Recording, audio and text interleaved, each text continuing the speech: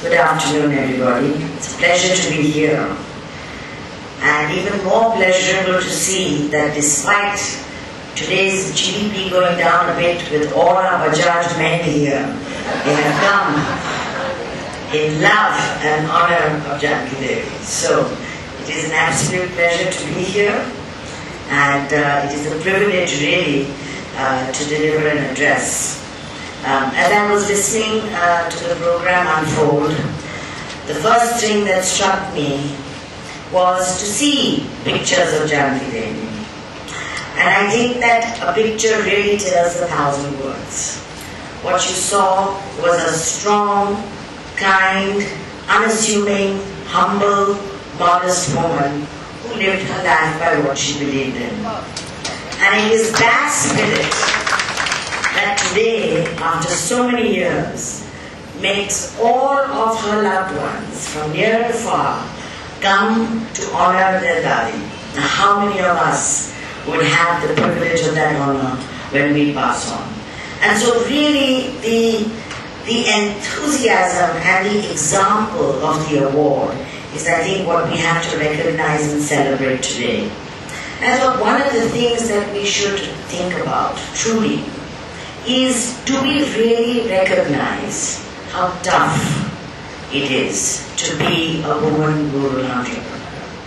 And I thought that if this message goes throughout the theme of my very quick address, perhaps we can take back the thought about what we can do about it. In Bombay, we give our time, we give our money, but do we give our life? We don't give our life. These people give their lives. They have no other option. We celebrate their lives, but we don't live their lives. Do we really realize how tough it is? Start from the time she is a girl child. Even today, whether we like it or not, with all these initiatives that are taking place and changing the landscape slowly, she is born with a disadvantage. She is born with many of her fathers thinking there is a dowry on her head. She is born with not really the environment for a true equal education. She is born with less food if there is an option. She is born with more suffering if there is an option. When these women are empowered by people like Anita and so many others, and they are allowed that miracle of change, and if that miracle of change is replicated and scaled, think what a difference it would make to the world, leave alone our country. So I think we have to start realizing and putting on our thinking hats as to how do we make this difficulty a little easier. How do we contribute to scaling into organizations which provide livelihoods that will make systematic, unending, deep changes that are permanent, so that if a generation changes, there is no going back. That is really the miracle. I take my own example. When I first came back from New York and started practicing in the Bombay High Court before Justice Zia Mody, whom I was quite afraid of, I must tell you. He was always very stern, but he had this thing that he shared with some juniors. Once he shared it with me. He had a diary of cases that you would die for. You would almost commit a crime to see, because it had every judgment that was latest as of last week.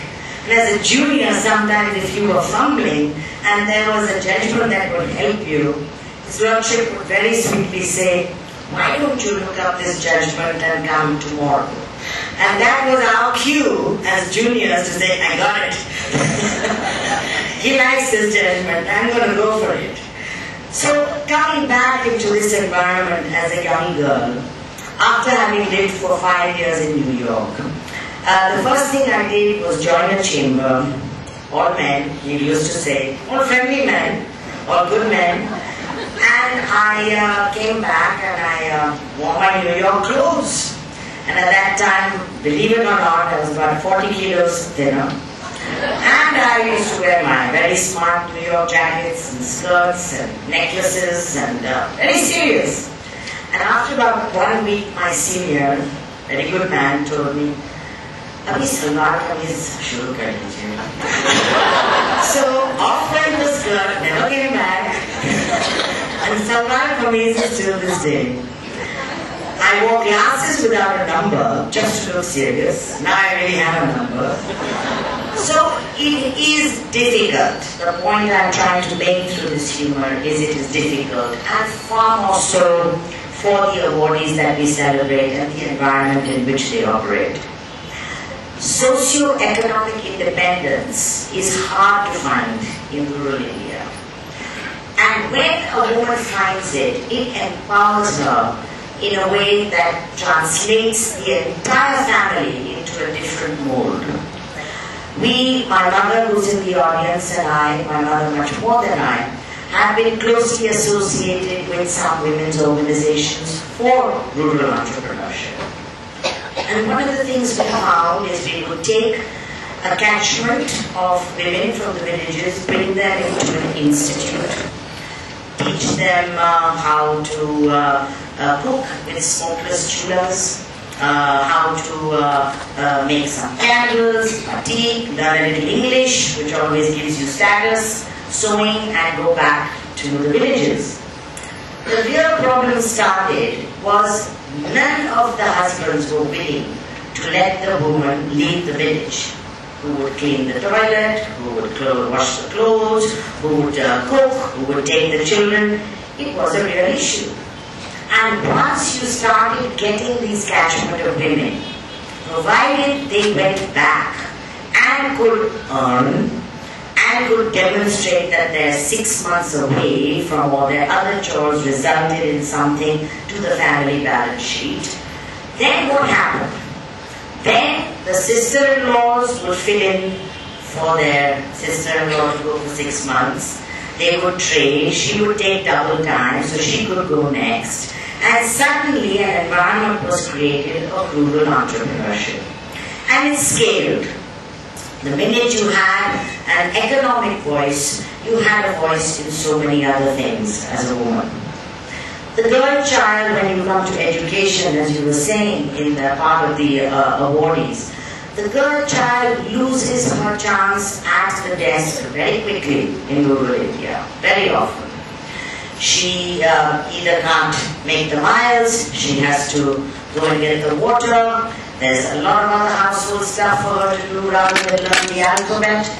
And this actually makes you realize how difficult the struggle has to be. Has to be. How many of us, as women in the audience today, had any thought about going to a school? Forget what we did after that, but we all were going to school, right? And tell me, dear men and women in this audience, for those who have daughters, do you think we are ever going to be able to challenge them and not let them do what they want to do? Today, in Bombay. But how difficult in rural India. Go back again. Financial inclusion, microfinance, the NGOs that are rising and coming out in masses. All this shows a wonderful, wonderful, energizing, miraculous change. But how do we tackle dowry? How do we tackle infanticide? How do we tackle lack of education? How do we tackle lack of health care? These are difficulties that are not going to be changed by the fact that I've talked to you or Anita is doing so much good work. It is a long, winding road ahead. A lot of us believe, and I think all of us in the audience believe, that this is the way to go, that this will happen, and each one of us really has to go away today with some sort of commitment, more than what we walked in with. Anita's trying to hit Rahul for some commitment. I'm saying emotional commitment. For us, what can we give most of today in our world? Our time, our mind space. Really, money is easy to get. Money is a check that many people are willing to write. How many people will give their time? And I think that is what we have to realize. In what way can we contribute our time and mind space to achieve, I really think, what this award is meant to achieve, to scale rural entrepreneurship for the women in India, to change the landscape of India. When I sit on several juries for women microfinance institutions, for NGOs which are devoted to women, you see the tremendous ideas that exist in our country. There was one NGO I will never forget, when they decided that because the construction workers who were women had to work on site, they had to take their children with them, they decided that they would set up schools simply in city areas, in museums, in open parks, take the permission of the authorities, and with the permission of the construction workers who were women, take their children, teach them during those times, not times that suited them, and brought them back, and tried to educate this otherwise forlorn generation of children who just had to be around their mother, who had to be on a work site. Small little steps at a time. In a country like ours, I don't think that we can really have one big bang in this area.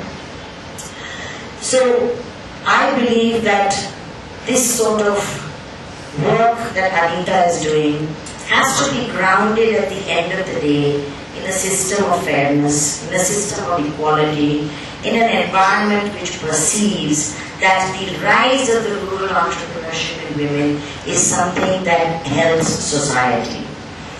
I think that from my perspective today, if we all go away thinking how we can make the lot of rural women easier, to understand that we are in a happy place today sitting where we are, and to give our time and commitment really in a way that doesn't have to be applauded, but really in the quiet, indomitable spirit of Jankidevi.